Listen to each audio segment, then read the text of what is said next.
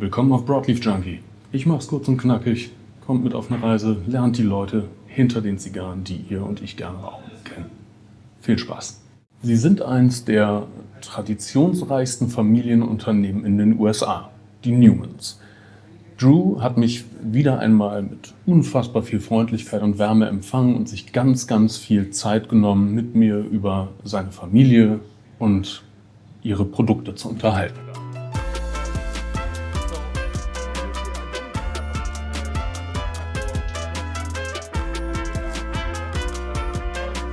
What I'm always interested in, because I like cigars, are the people behind cigars. Sure. And I know that you guys, and you especially, are always nice to talk to because you have so much to tell about the rich history of your family. Thank you. And cigars. Thank you. And the connection of both. So, well, let us know who you are Yeah. and what history means to you as a person, for the brand, and for making cigars in your line. Sure. So my name's Drew Newman, and my great-grandfather founded our company in 1895. And so for 4 generations and 130 years, we've been proud to roll high-quality cigars and share them with friends all around the world. My great-grandfather was Julius C. Newman, or J.C. Newman, and he passed our family business down to my grandfather Stanford, who passed it down to my father Eric and my uncle Bobby. We're passing it down to my cousins and me, and we're very proud to handcraft beautiful cigars today the same way that my grandfather and great-grandfather did 100 years ago. And our only goal as a company, as a family, is to roll cigars the same way for another 4 generations and another 130 years. Today, our factory in the United States is the last traditional cigar factory still operating in America. We roll about 60,000 cigars a day in the historic cigar city of Tampa, Florida, and our factory is open to tours, open to visitors for tours and cigar rolling classes and events and so much more. And we also have a factory in Esteli, Nicaragua, where we hand roll about 95,000 cigars per day. And we've been working with our friends and partners, the Arturo Fuente family, for 40 years, and they handcraft our Diamond Crown cigars in the Dominican Republic as well.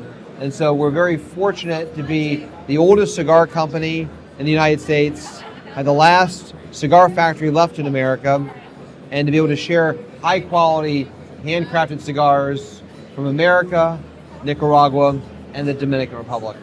And what does your cigars and cigars in general mean to you?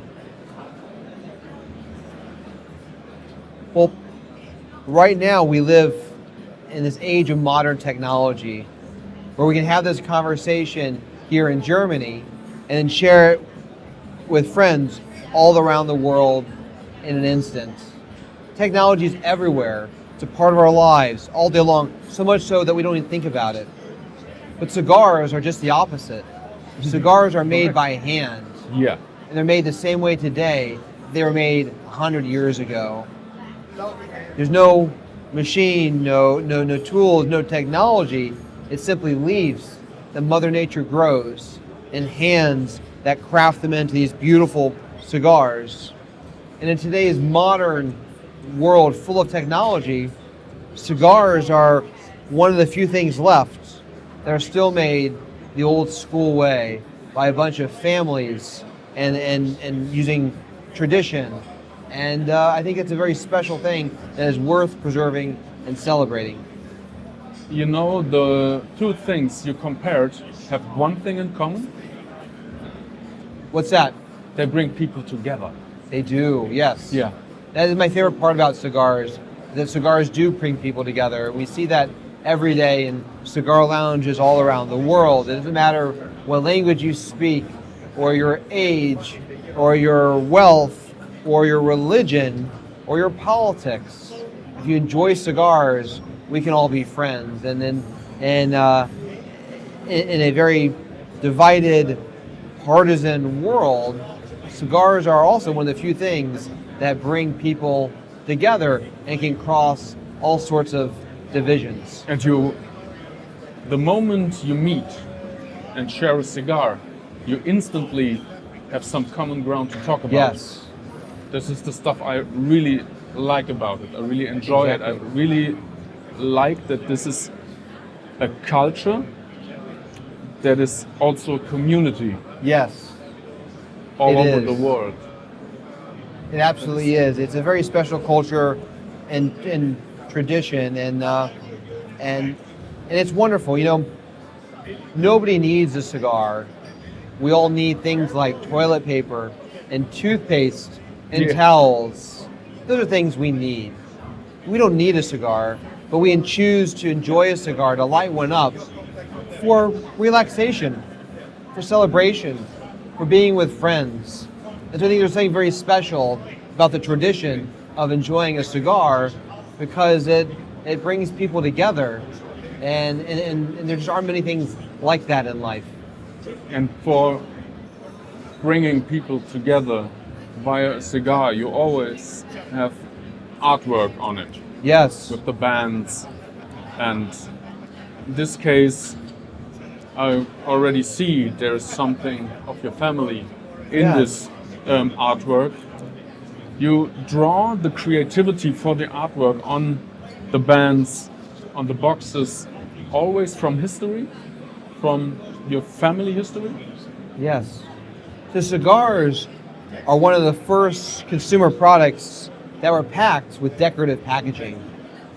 And the story is that cigar bands and decorative packaging date back all the way to Catherine the Great when she smoked cigars but didn't want to touch the tobacco, so she tied silk around it.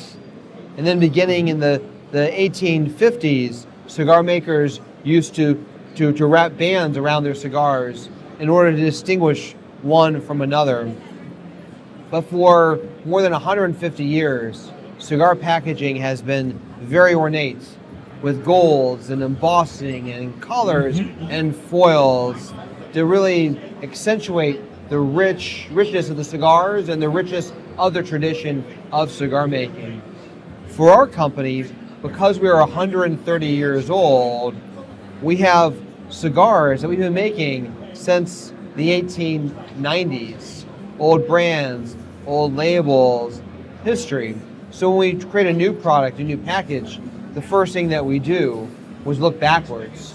Look at old packaging and labels and bands from 100 years ago. We draw inspiration from that in order to create new packaging to show the connection between the past and the present and our family's 130-year history in the cigar industry. So it's always history on the one hand, but it's also like modern art. It is. It is. Okay. You know, there's so much history and tradition in the cigar industry, starting with how cigars are made, which really hasn't changed in 150 years.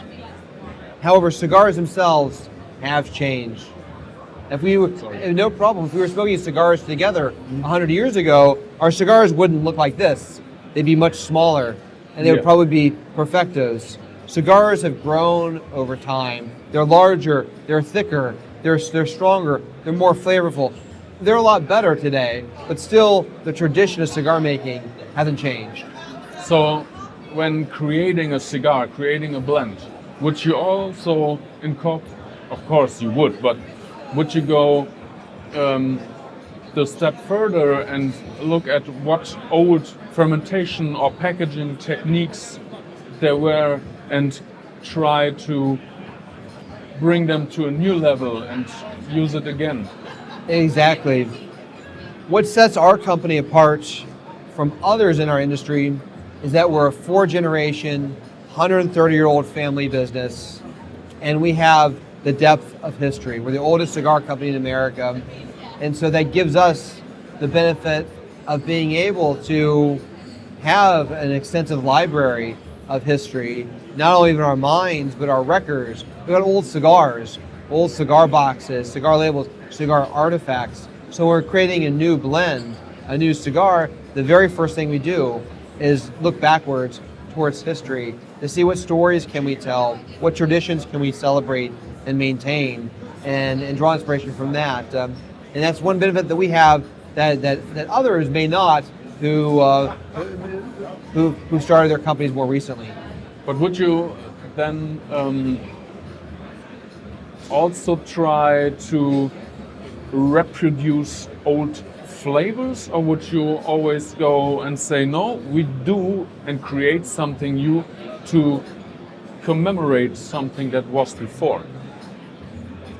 Blends are a little hard to recreate from 100 years ago, largely because cigars today are much stronger and more flavorful than they were even 30, 40 years ago. 30, 40 years ago, most cigars had light wrappers on them. They were mild. A strong cigar, a full-bodied cigar, really didn't exist. And so today's consumer likes larger cigars, also likes more flavorful cigars.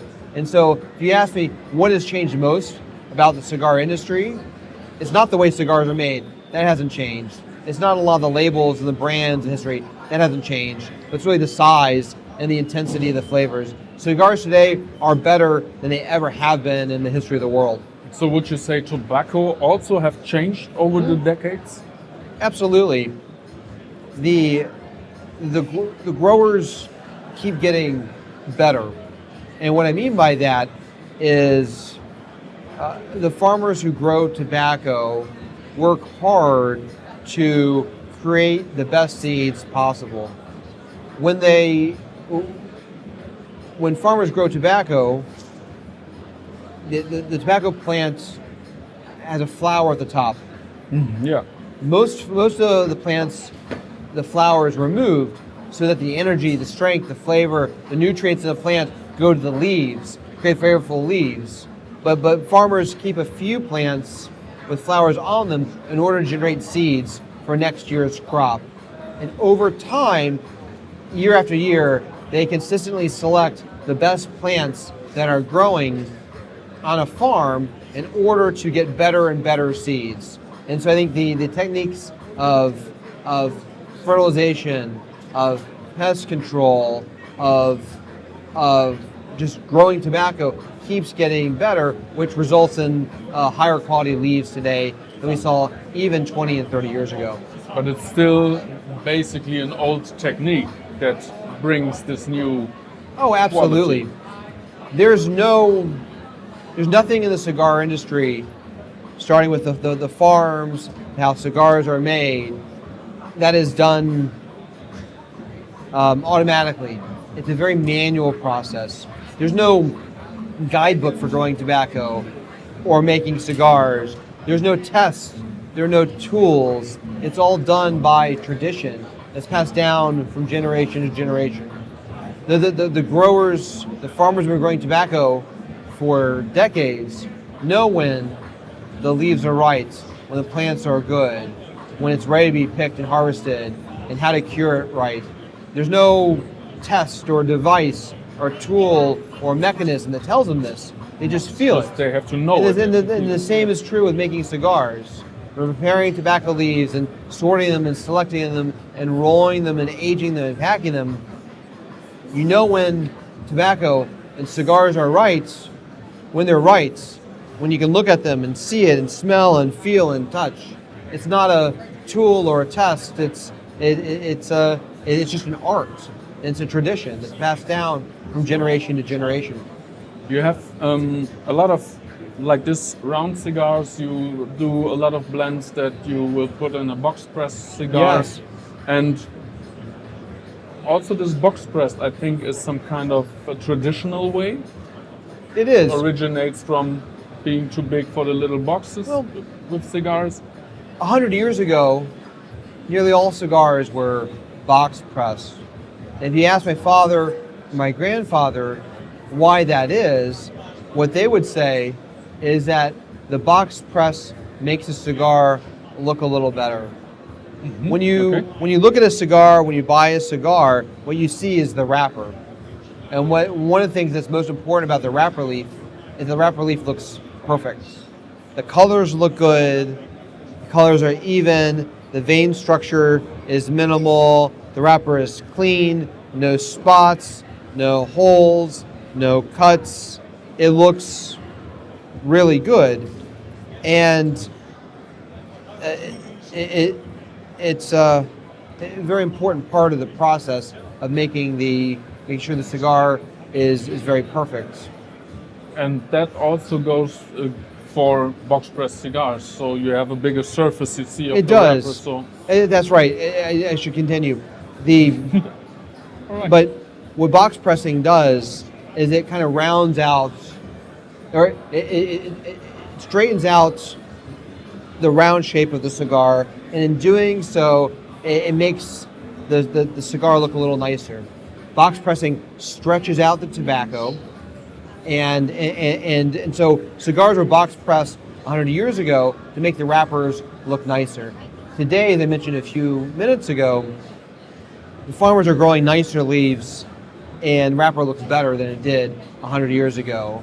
But one of the ways that cigar makers made cigars look prettier was by box pressing them, because it stretched out the tobacco and makes it look a little nicer. And so the reason why they were box pressed 100 years ago was for purely aesthetic reasons, the looks. Do you think that today still a cigar has always have to be in perfect shape with a perfect wrapper? Absolutely. What we do as cigar makers is work very hard every day to make perfect cigars. And that's the struggle that we face every day. With a product that's made entirely by hand, there's 1,000 ways a cigar can go wrong. And everyone who smokes cigars frequently knows that sometimes cigars, you'll get a bad cigar. It happens. We try so hard every day to make sure every cigar is perfect. Sometimes cigars slip through the cracks, but it's our goal of making sure every cigar is perfect every day. I have you in a spot now. Okay. Let me explain to you. Last year I went to Cuba Yes. and I visited a farmer down in Pinar del Rio they have to give like 60% of their crop away to the government, and the rest they can keep and make their own cigars. Who did you see? Casa Manolo, he was one, and I forgot the name of the other one. But this one in particular interested me because he showed us his aging room, a little hut just.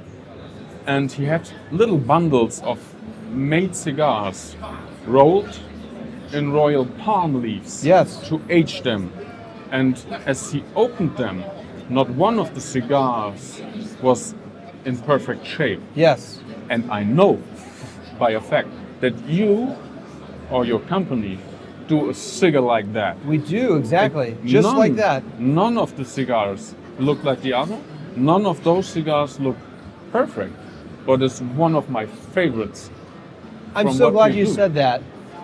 We make a cigar called Yagua. Yeah. Yagua is a Spanish word for the bark of the palm tree. And Yagua is exactly the cigar that you saw on the farm in Cuba. And you're telling the story better than I can, but the story that I tell is exactly what you said, which is historically, cigar factories that roll cigars are in cities, because cigars are a labor-intensive process. You need a lot of people to roll cigars, and people live in cities. But tobacco is not grown in cities. Tobacco is grown in the countryside, like Pinar del Rio, where the farms are. And historically, tobacco is grown there and then shipped into the cities where the factories are. But farmers love cigars too, and they want to roll cigars and enjoy cigars, but they don't have the same equipment, molds, presses, other tools that cigar factories do. So historically, for more than 100 years, the way cigars have been rolled by farmers at their fields is by rolling cigars by hand and then tying them with the bark of a palm tree and aging them that way. And in doing so, every cigar has a different shape because it was never inside a mold. And so that's the old school way of rolling cigars on farms. And also, too, because the fermentation process continues at cigar factories, and that doesn't happen with the tobacco that stays on the farms, the Yagua type cigars are very flavorful, but they're also a little under fermented because they never leave the farms. And so it's a very unique flavor, a unique taste, and that's how farmers have been rolling cigars for 100 plus years. Yeah, and I love to see this there because he always also told me, well, this is the way we do this, like, for ages. Exactly. And it's a great tradition. He never heard the term fermentation, right, for a leaf, because they take a lot of stuff away, and the stuff they can use for themselves go into those cigars, those bundles right away. Yes.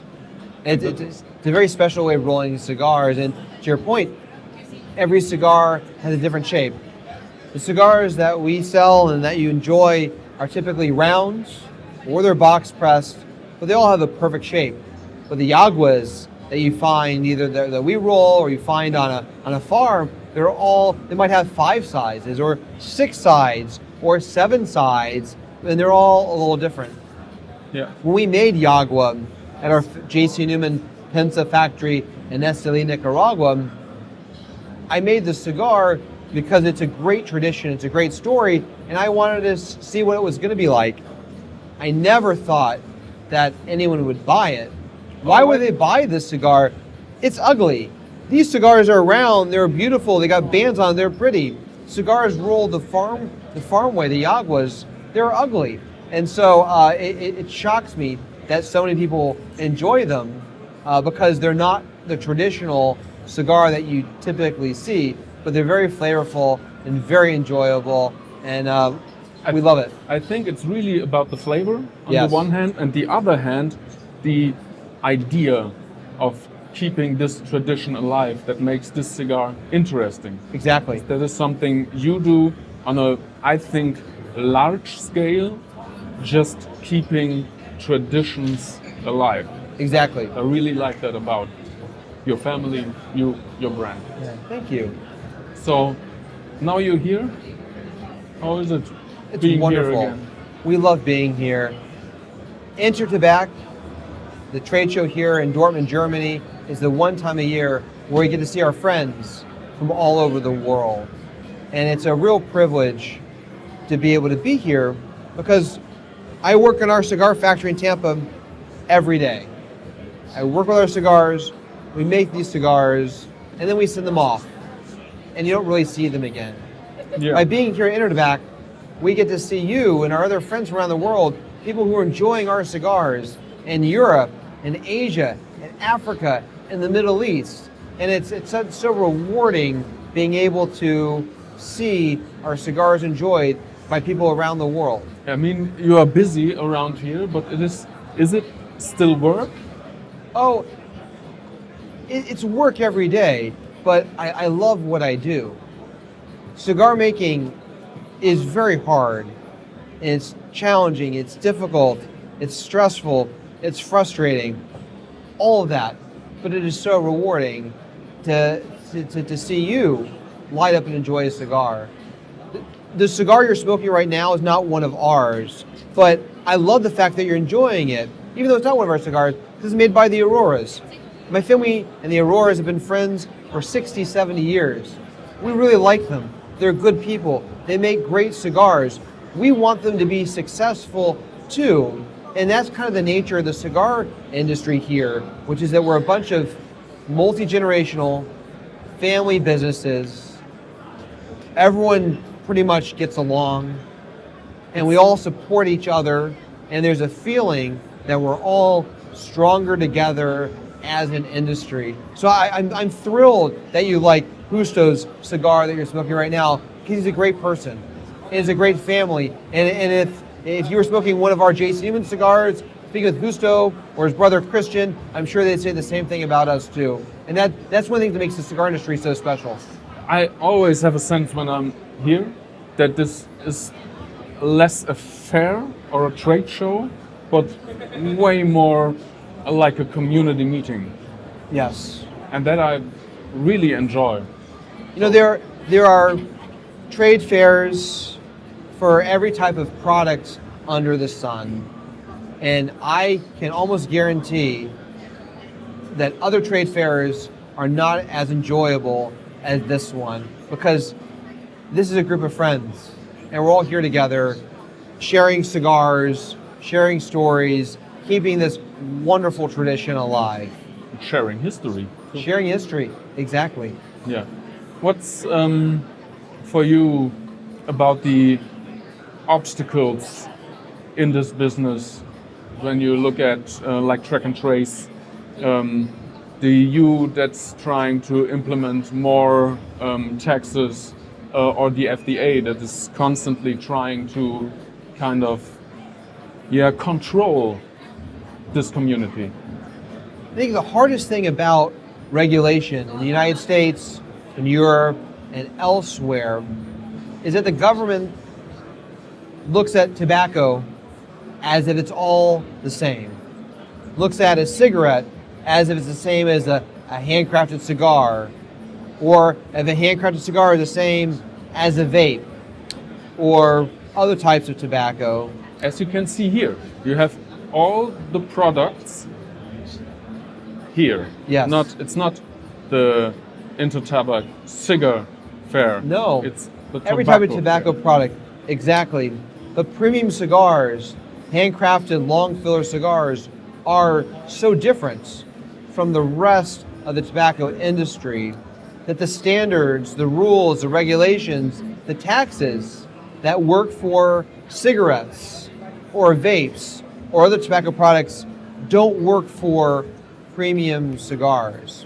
And our biggest challenge is just trying to get governments around the world to recognize that premium cigars are different, that they need to be treated differently, that they're enjoyed by adults in moderation for relaxation and celebration, that the health effects are very different.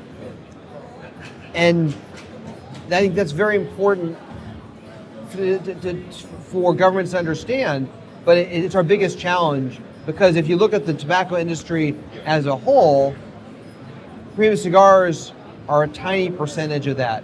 In the United States, handcrafted premium cigars are 1/2 of 1% of the entire tobacco industry. Yeah. And so our biggest risk is just getting caught up and lost in the massive area of tobacco regulation. What can you do about it? Well, what we do every day is just try to educate. As Americans, as the last cigar company in America, and as I'm a lawyer, I spend a lot of time in Washington, D.C., meeting with elected officials, with regulators, policymakers, and simply sharing what is a premium cigar. It's an all-natural product that is handcrafted and used in moderation by adults, explaining how it's different from other types of tobacco products, how every cigar is different. They're not homogenized or standardized. They're not made on mass machines. It's educating policymakers and helping them understand that you can't treat all tobacco products the same. That premium cigars have to be treated differently because they're a distinct type of product. But because our industry is relatively very small, it can be very hard to get people to understand that there's a difference between a premium cigar and a cigarette or some other products. And what you as a customer can do, or a consumer, you can go to the EU Commission page. I will put the link below the video of, and tell your government what you think about it and how do they have to accept cigars from those tobacco taxes they're planning. Yeah, exactly. Thank you very much. Thank you so much for Very nice. visiting, and thank you for sharing our story. The cigar industry is full of stories, and ours is a 130-year-old one. And hope that we can meet again at InterTabac. And if you're ever visiting the States, or your viewers are ever visiting the States, please come visit us in the historic cigar city of Tampa, Florida.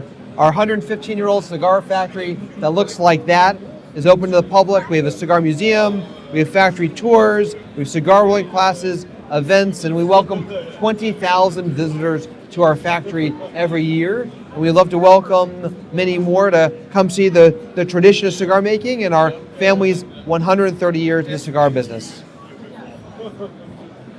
Noch bis Ende Oktober nimmt die EU-Kommission zum Thema Tabaksteuer noch Rückmeldungen entgegen. Geht auf den Link unter dem Video, guckt euch das an und kommentiert. Vielleicht schaffen wir es ja alle zusammen, dass Zigarren und Zigarillos von der kommenden erhöhten Besteuerung ausgenommen werden.